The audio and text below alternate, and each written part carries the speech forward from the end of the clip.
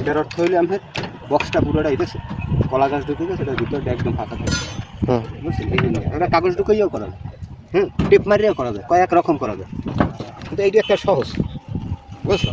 ও আগাটু পুরো একরকম ফাঁক থাকবে, এবং ওই সময় বাড়িতে তো কষ্ট কম, কারণ কলা গাছটা পড়ছে মানে কালো দাগ হয়েছে, এই গেলে বাড়িতে কথা দিলে বাড়িতে বাড়িতে এলে টুস করে বেরিয়ে যায়।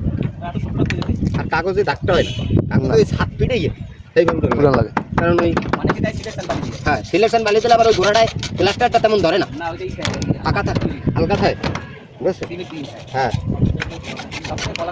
হ্যাঁ হ্যাঁ, না আমি তো পুরোটাই কলা গাছে এককাল হ্যাঁ, ও মাপ মতো নিচেও থাকবে উপরেও থাকবে।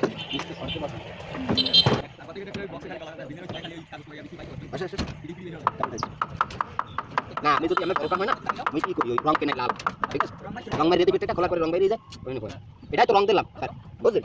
কিন্তু দোকানদারে